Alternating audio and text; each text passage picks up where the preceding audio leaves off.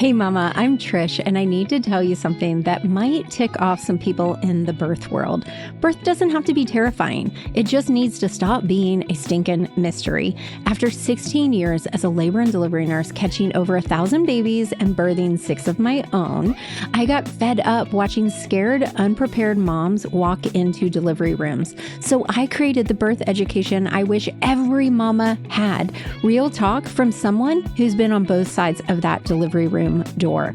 Right now, I'm giving you everything: my 3 signature birth courses, monthly support calls, my brand new birth pod class, and 30 days free in our Mama membership. Plus, I'm shipping you my labor birth comb absolutely free. This little tool is a game changer for natural pain relief during contractions. That's over $4,300 worth of birth education, plus a physical tool delivered to your door. Your body was made for this, mama, but you need to know your options. Get the Calm Birth Bundle at labornursemama.com/calm, CALM, because confident mamas have better births. You get a 14-day money-back guarantee, lifetime access, and it's available right now inside our app. Stop letting birth be a mystery. Get educated, get empowered, get the bundle, and get your birth comb free.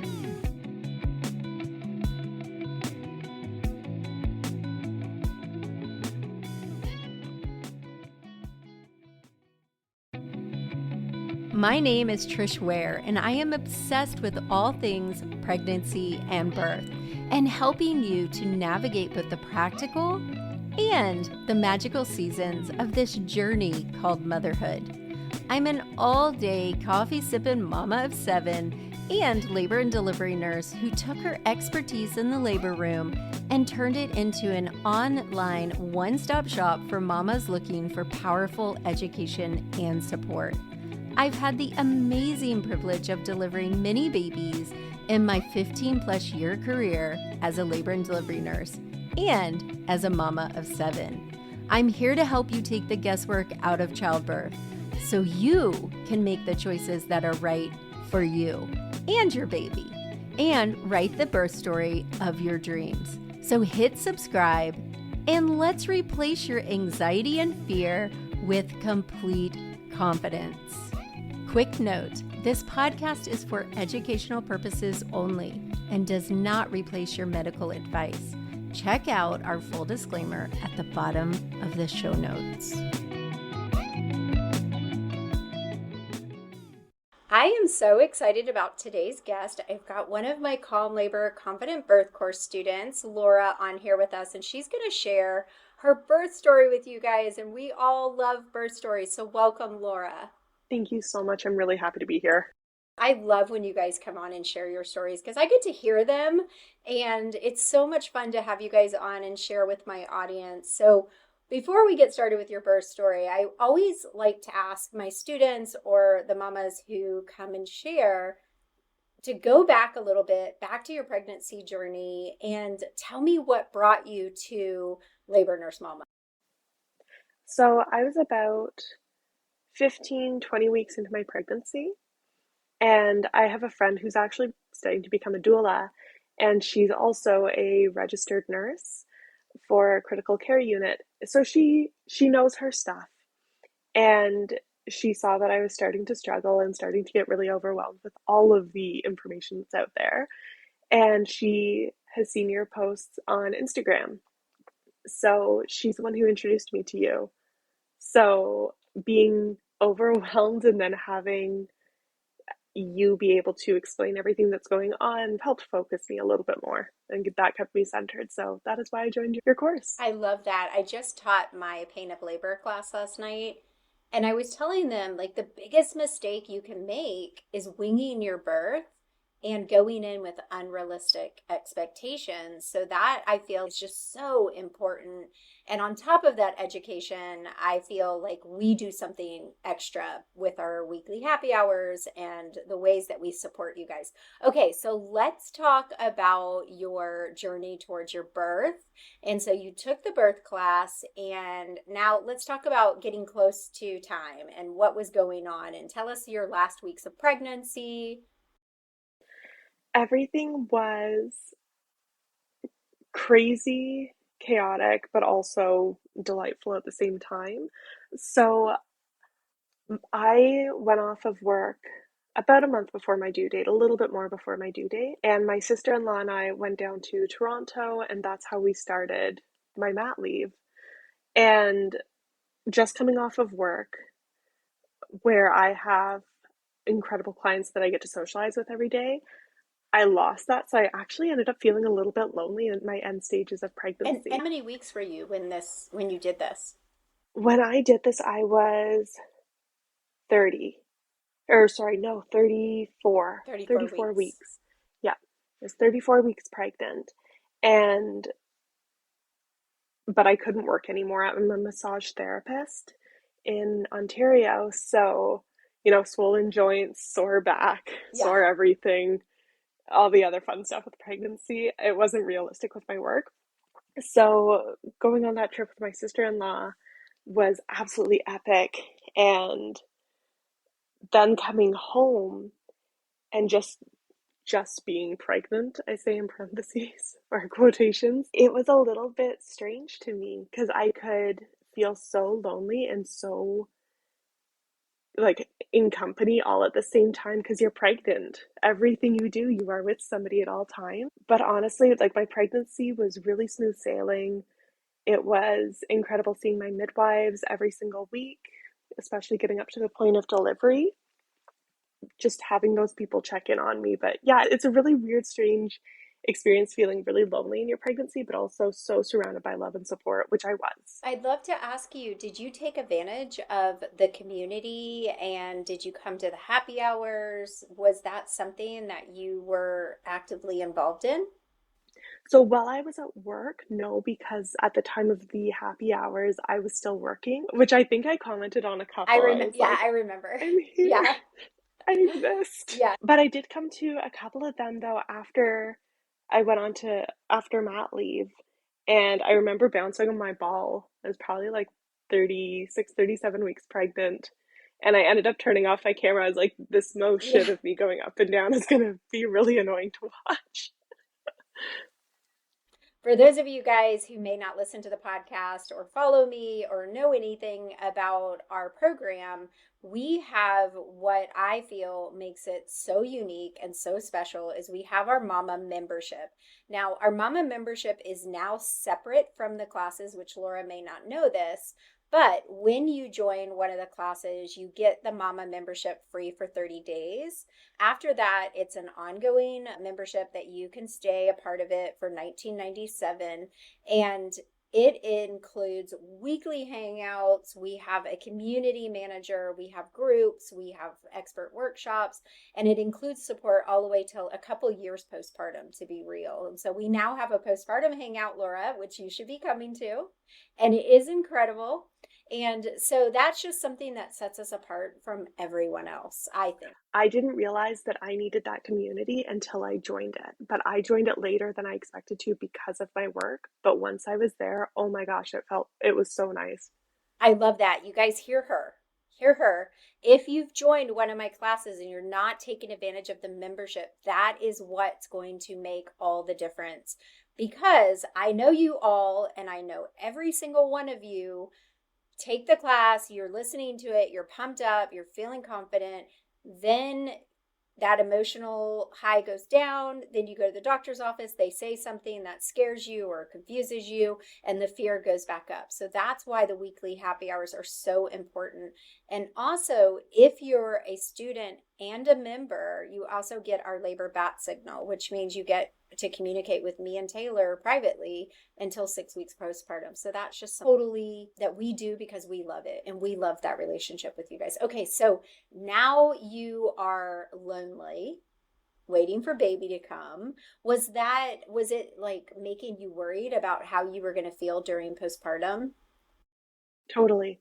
So I see a therapist. So I reached out to my therapist to let her know that I was feeling a little nervous about how postpartum was going to go because I was starting to feel a little bit lonely. And my husband was still working by this point. So I didn't want to, for lack of better terms, be a bother to him because he was also stressed because his life was about to change too. So I really leaned into my best friend, who's the one who showed me Yeah, your the one course. that's going to be a doula, right? Yeah, exactly. Okay. And I was like, you haven't led me in any bad direction this far. I'm just going to cling to you because like you're a new mom too. Yeah. Help. That's what we're So supposed to do, right? Isn't that what community is about? That's why we're creating this community because a lot of moms don't have that. totally. And it's alarming the number of people that don't have Oh, that and don't realize they need it until it's presented to them hmm. that they can't refuse. Yeah. My friend had my friend who knows me so well, she forced me to hang out. And the more I did that, the more comfortable I felt. She's, what's going on? How's your birth course going? So I'm a procrastinator, terrible Oh, procrastinator. now we're hearing the truth. Yeah, but I am giving you the truth at least. Yes, you I told her, like, yeah, I've done the course and stuff. She's, have you focused though? Like, where is your focus? Have you really taken away what you need to from that course? Do you need to go over it again? It's like, no, I absolutely understand everything. And I ended up watching the course again with my husband because I realized for me, what was stressing me out was him not being there with me for the course, for him to see everything that I'm seeing, for him to ask questions about the things that I'm also asking questions about, have that camaraderie yeah. of what the heck is going on with our lives. And after we watched the course together, or did the course together, and he also did the partner course, that was fantastic. Or the coach The course, coach I class, think it's yeah, and called. it's actually Yes. we've got that as a bonus right now if they buy the birth class, which you're whoever's listening, it may not be going on, but right now we do. That's a bonus buy.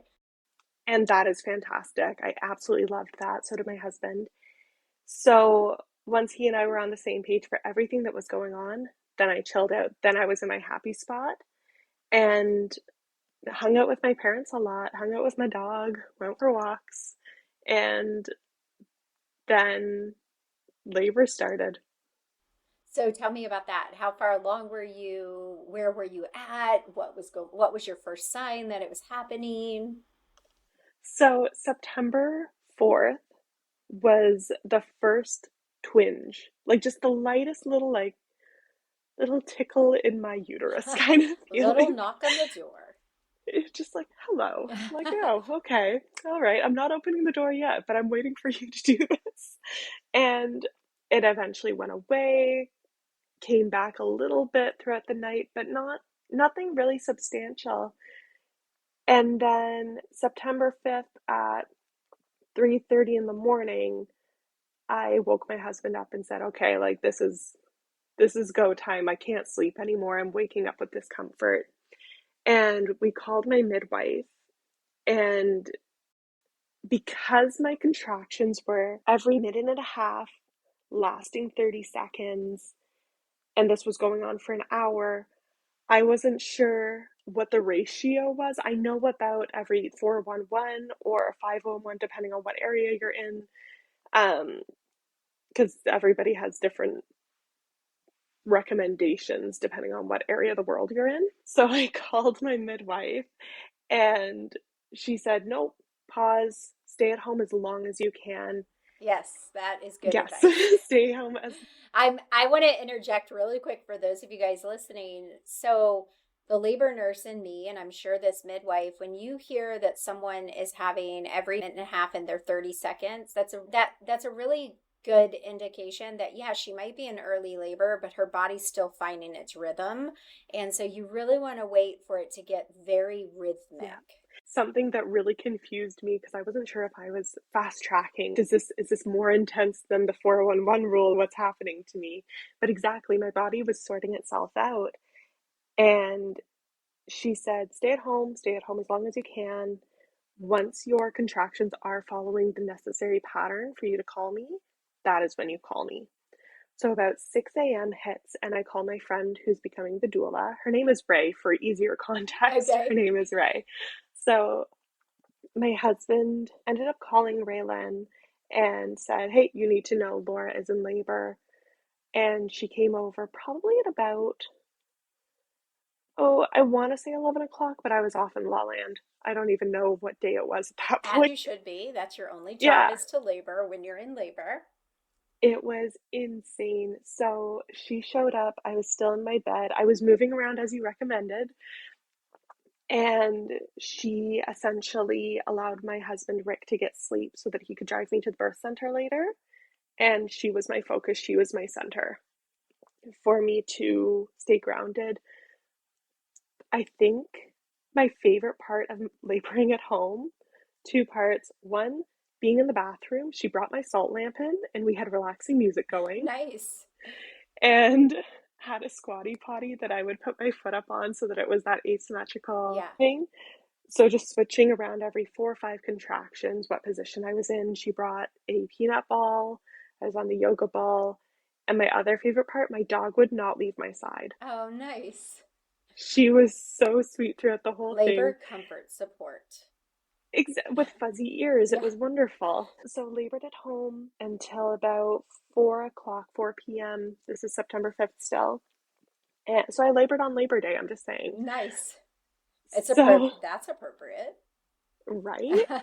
So my son will never live that down. My midwife comes over, she checks me, she says, congratulations, like you're at 6.5 centimeters. You've done really well. You are able to move, we're able to move over to the birth center.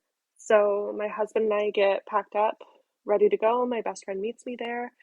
And the birth center in Ottawa is stunning. I wish everybody, even if they're planning on going to the hospital, I wish they would just do a tour of this place. Nice. It has a fireplace. I'm so It has jealous.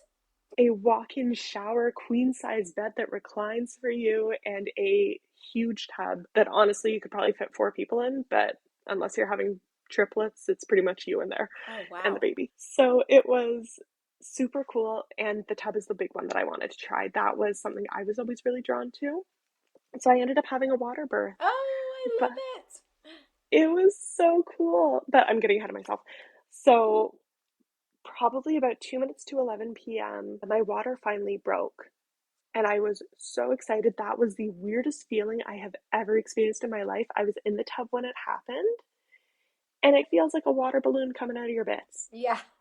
It's so funny because my last birth story that I did was with Cassie, one of my VBAC lab students, and her water broke in the tub at the hospital. And it's so funny, two in a row. That's it's a weird feeling. That's funny that it's 2 in a row though. I was really proud of myself for letting my water break when it needed to because my midwife had wanted to intervene. She wanted to break my water. I think you're getting a little bit tired. You're only at 8 centimeters. And I think this is something we should talk about. And I was really ticked off when I heard that because I also didn't want to be getting out of the tub to have my cervix checked and stuff like that. It was just inconvenient for me. And I quoted you in that moment when she had said this. I was like, I don't want anything done out of convenience or curiosity. Oh, you said it out loud? I did. I knew that you thought it, but I didn't know you said it. I Yay. literally said it to her. And what was her response? She's like, it's not out of curiosity. And I think it would be good for you to be able to help move things along faster. And my friend Ray, I love this girl to pieces. And you are about to see why. She looked at her, and from what I recall, again, in between contractions by this point, she's 8 centimeters. She's progressing beautifully. There's absolutely no need to be breaking her water. What are you doing? Yeah, besides you want to go home. Yeah, and Yeah. I understand that you want to go home, but that's not a good enough reason for you to Well, break and my you water. chose this career, which is an unpredictable pattern. So, Yes, yeah, absolutely. I love it. I'm so proud of you. Like, I am so proud. I say that throughout the course for those of you guys who are listening. I say it throughout and all the time. Nothing out of convenience or curiosity. No, it's not Yeah, okay. and it was a firm no from me. And then my poor midwife met my friend's wrath on that one as well. And my husband didn't get a chance to say anything because we were busy just shutting this completely down Yeah, thing. Absolutely not. double whammy. Yeah. So gosh, I loved my team there. So my midwife left just to give us some time to think about it. She came back and said, oh, I spoke to another midwife. She said that we don't have to do this. So Don't have to we're break your completely, water. yeah. But you already And I was told like, her no. So what? I'm so baffled. Like you already told her no. Why did she need to get a second opinion? I think that she was covering her tracks, honestly, and it was I liked my midwife a lot. She was wonderful. My kid is born, he's good. Did not love that. So that's why I was so proud of myself that my water broke while I was in the tub. It was just this victory of, yeah, I did And it. how long after that? How long after her wanting to intervene? Was he born? No, the It, water oh, breaking. water breaking. It was Just less to, than an oh, hour. see, come on. Give our Yeah, bodies a chance. yep. Give your body a chance. And that is something that I did find was a bit of a theme in my pregnancy, especially after my son was born. But we'll get to that in a moment. Okay. I was going through labor in the tub, and that was fantastic. The heat was amazing on my back. And she eventually checked me again because I said, I can feel the ring of fire. She's, oh, like, checks me. I'm at 10 centimeters. She's like, oh, I'm going to call the backup midwife. She's going to be here in 25 minutes. Don't push.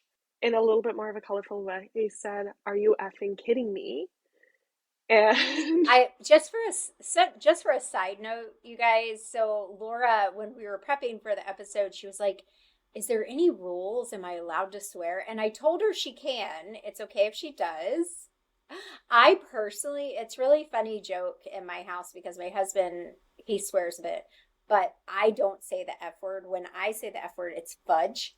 And when you say effing, I'm thinking fudging is what I think. That's where I go. But there is no judgment. So, sometimes the F word is appropriate and a lot of times in labor, very appropriate. I think when I said that to her, she understood and was like, yeah, okay. So yeah, I was not pleased. And I withheld pushing as much as I could.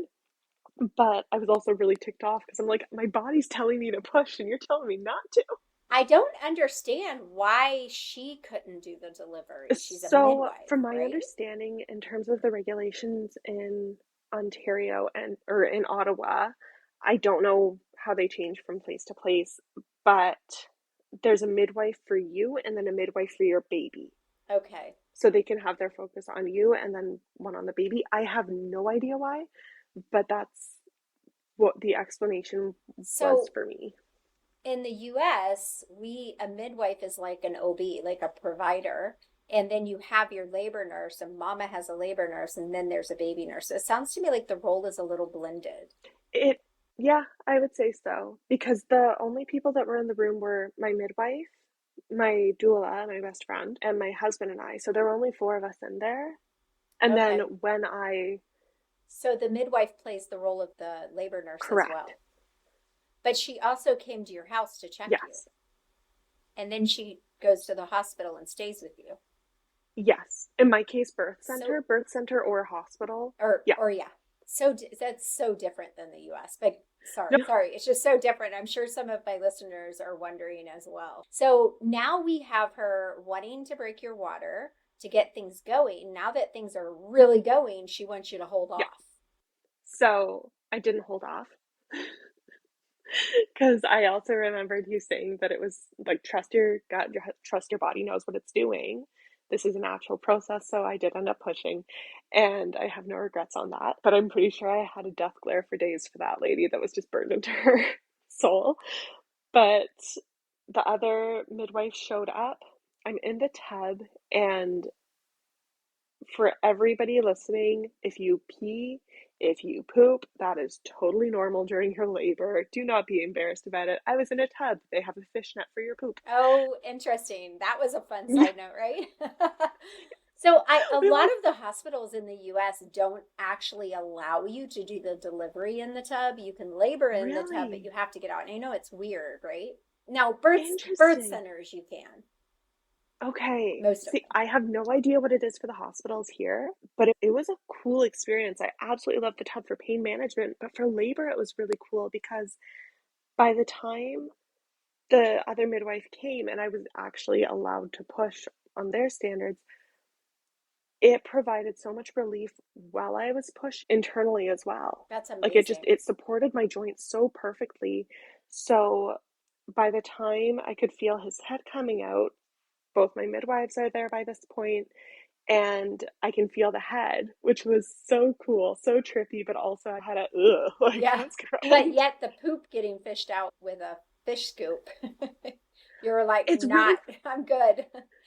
Baby's with head grossed out. baby's head grossed out, but excrement around me, I'm like, whatever. It's so funny because like I tell my husband all the time, poop, that doesn't bother me. I've dealt with it so much. Vaginas, all the stuff that happens there doesn't bother me. But if you cough up snot and it gets on me, I might just pass out.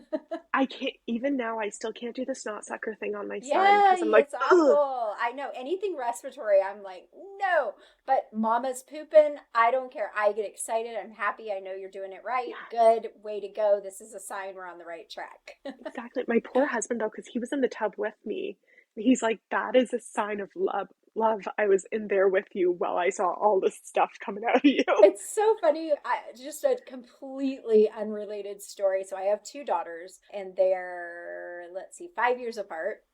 And my oldest daughter, they were taking a bath together. Lainey was like 2, my oldest daughter's 7, and Lainey pooped in the tub. I was sitting next to the tub or something, maybe on my cell phone, like not completely paying attention. And my older daughter started screaming like a murderer was in the Oh house. no. And like, I'm like, what is it? And she's screaming, and then she points, and there's poop just floating on the toilet. So when you're saying that, I'm picturing this with you and your husband.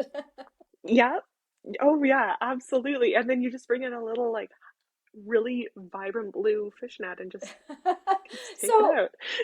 right now that all the women that are like really panicked about pooping during labor are dying. So I want all Yes. of you guys to take a nice deep cleansing breath and say out loud, if you poop during labor, you're pushing correctly. It's not bad. Okay. No. All right. So poop is scooped out. Baby's head is there, ready to go. So my midwife tells my husband, if you would like to catch him, now is the time to come out of the tub. And he paused and looked at me and was like, I'm wherever you need me to be. And in my really intense barbaric noise making state, I won't recreate the voice for you, but it was along the lines of, if you want to do this, do it now, because I'm not promising I'm doing this anytime soon after. Get out. Yeah. Yeah. He barely had time to put the gloves on, but he's the one who caught our son and passed him to me. It's so funny to me. Like when I do my birth plan consults with the mamas and the partners, I always offer to the dad, if you're interested, this is what's called assisting with the delivery, and you can also cut the cord. And I always tell them, so right before this, they're going to want to put gloves on you. But I personally am like, he's been there before. Like he's been in the vagina, obviously. He's touched the area. This is his baby. It's not a sterile procedure because the baby's coming out of the vagina. So why they put gloves on the partner, I don't know. Makes no sense to me. I thought it was hilarious because Rick had just been in the tub with me Yeah. And with the now, beautiful image I yeah, painted and you. now he has to put gloves on to touch the stuff. I don't even get it. That's even more nonsensical to me. But that again, we went off on a tangent. So he's got his gloves on. He's ready. He gets the baby. He grabs our son and then he passes him to me. And I actually have a photo of that first moment of Oh, me just holding my son, and my husband his hair was really long, so we pulled it back so he's got a man bun and he looks like he's photo bombing because he's so excited and is this a beaming. picture we can share on Labor Nurse Mama, or is it inappropriate for you to have on social media? Because you're in the tub, so I don't know. I'm in the tub. I'm covered. Nothing's showing. It just might traumatize some people. There is no poop floating in the photo. Okay, no But nets, no blue nets. no no nuts in line of sight.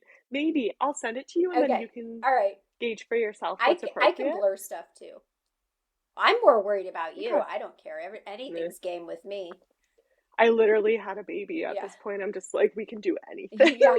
I, So, I am woman. Hear me roar. exactly. So, it was baby's born. My son's name is Finn. Oh, I love that name. And so I'm holding Finn and I'm like, oh my gosh, this is like, holy crap, I have a baby. And it was less than 2 minutes, and they had me standing, walking out of the tub while cord is still attached and over to the bed. And I got a bloody handprint on the wall. It looked like a murder scene in there. And yeah, my husband cut the cord. They weighed him. I only had level 1 tearing, but it Nice. would not stop bleeding. So they did stitch me, and which was completely fine. And they have a lidocaine spray or a lidocaine gel here that they put on you to Okay. help numb the area first. Yeah, in the US, And just for mamas who go unmedicated in the US, if they do a repair, they're going to give you just an injection of lidocaine, usually. perfect. Yeah.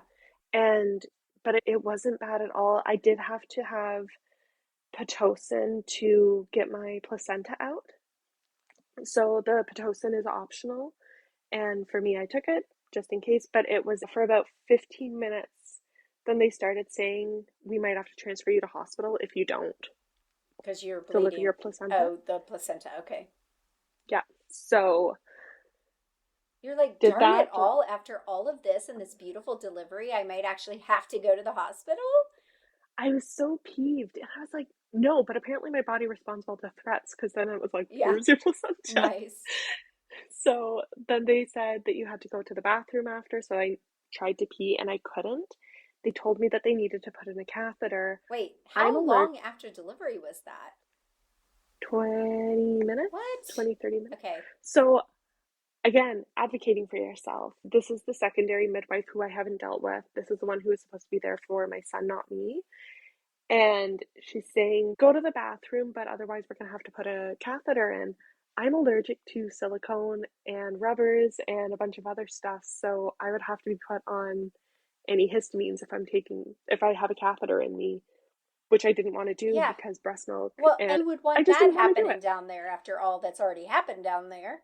Absolutely. I'm like, no freaking kidding. I'm Yeah. swollen. I was also in a tub. Maybe I was peeing in there and didn't know it. Yeah. So I turned around and as politely as I could, I was like, can I have 5-10 minutes? Can I just be left alone, please? And because I had no time to breathe, and I understand that after you have a baby, you really don't get a lot of time to process what just happened to you immediately after. But being told, oh, we might have to send you off to the hospital because your placenta isn't here right this second. We've given you a shot, it hasn't worked immediately. And then that finally settles down. My brain calms down and says, okay, we're fine. Oh, you need to go to the bathroom right now. Otherwise, we're going to have to do this to you. And we know that's going to result in medication for you and an allergic reaction. I'm like, oh my gosh, I just want to be left alone for a wee bit of time, process, let me do my best. And I managed to go to the shower there, and I did manage to pee, which I've never been more excited about in my life. So that all worked out, and then I was home after about 4 hours post delivery. So I'm so like blown away because there's so much about your birth story and your experience that's so beautiful, and it's the natural process. It's going great. And one of my big pet peeves here in the US, which, Taylor, our team doula, is from Toronto. And so when I interviewed her on the podcast, that was the first I heard about a lot of stuff that happens in Canada that's so much better than the US. But what I'm blown away about is that even though they've created this beautiful birth experience, birth center, birthplace, they're still doing things that they don't need to do. I don't understand. Granted, you just had a baby. Your timeline might be a little fuzzy. But let's just say within 20 minutes, 25 minutes, they have already threatened to take you to the hospital because your placenta has not come out, and they're wanting you to go to the bathroom. But really, it can take, like, we really aren't gonna, like, normally, like, around 25-30 minutes is where we're getting a little antsy if the placenta hasn't come out.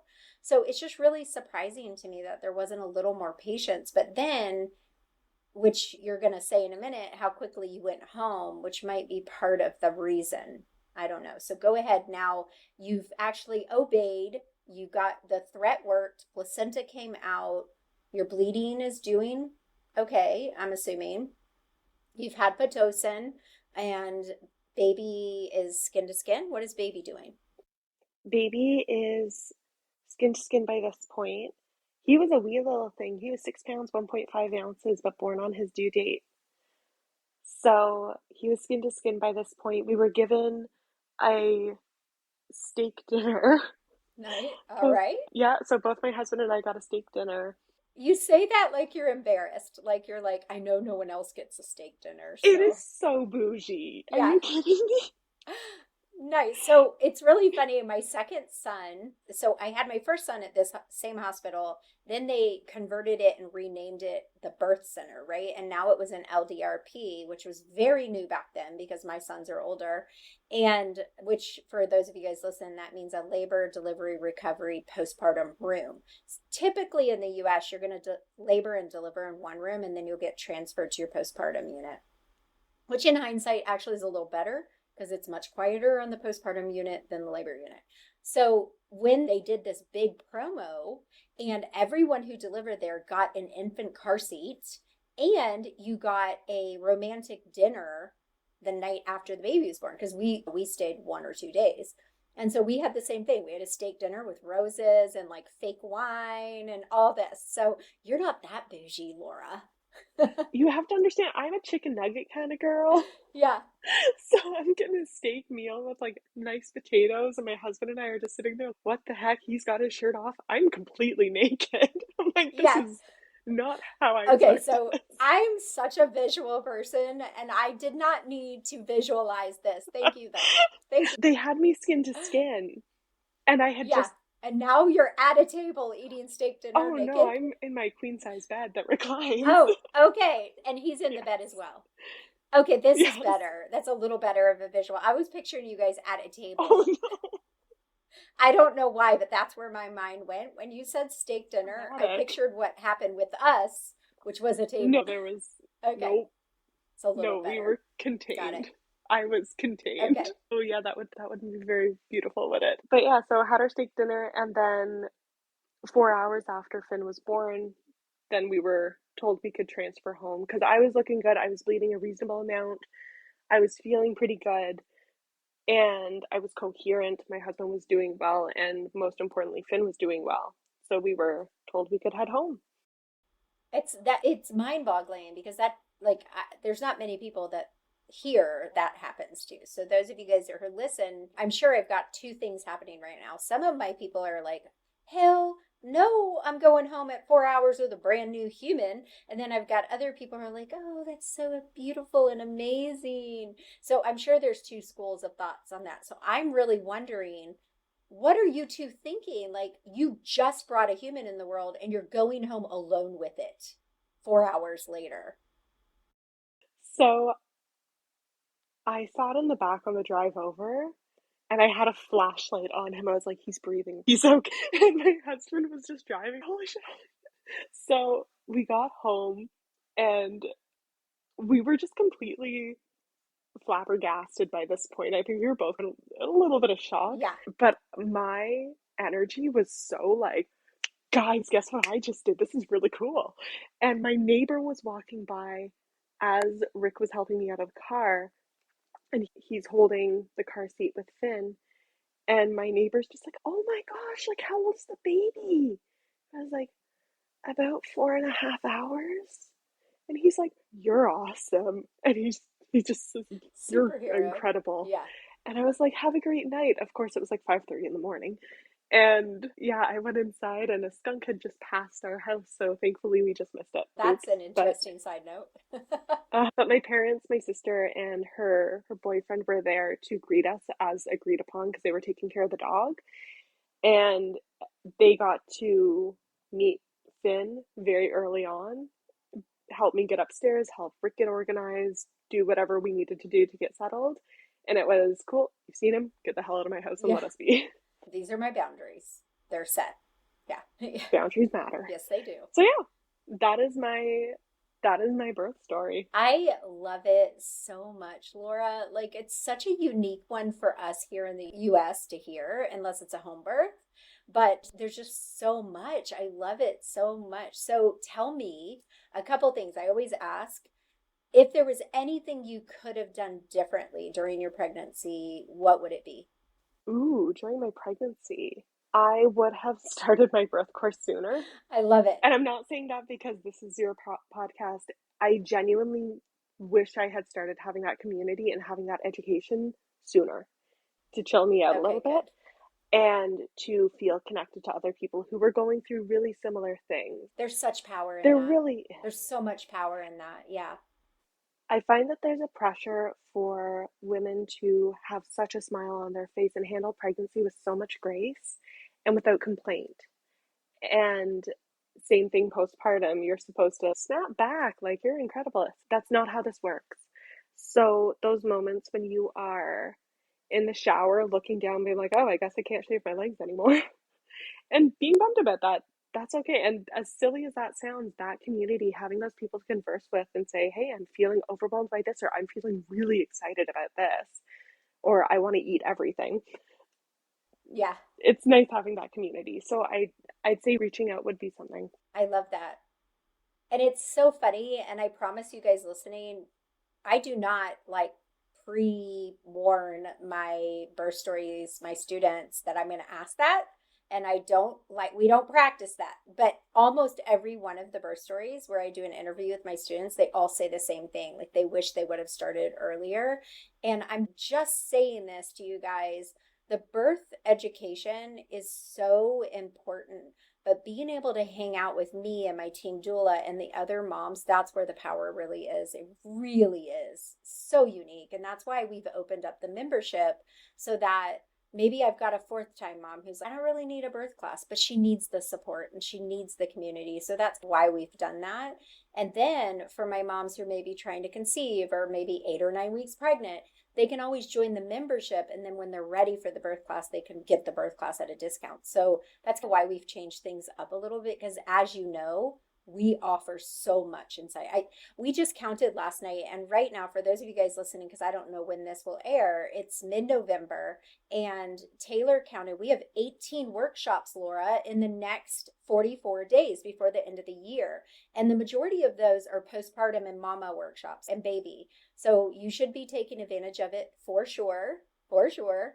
And we love our community so much. Okay, so now what was the thing? If there's one thing you look at your labor and your birth, your pregnancy, what is one thing that is just like your thing that just makes you feel like that you loved the most about your birth? I loved my environment. As chaotic as everything got at times, my support people were exactly who I needed them to be in that moment. I needed Raylan to be tough and making me focus and intense eye contact getting me through. And I needed my husband to be there to be soft and to say, I'm here for you. I love you. You're strong. And my environment had dim lights and chill music. And that was perfect for me. That I think we nailed. I love that so much. Your environment is so important. Thank you so much for coming today and sharing your story. I am so honored that we got to play a part in this beautiful birth story. Thank you so much. Seriously, thank you a million times because you helped me out. You're welcome. Oh man, I hope you enjoyed that episode of The Birth Experience with Labor Nurse Mama, where we broke down Laura's water birth, poop and all. As always, I will see you guys again next Friday. Bye for now.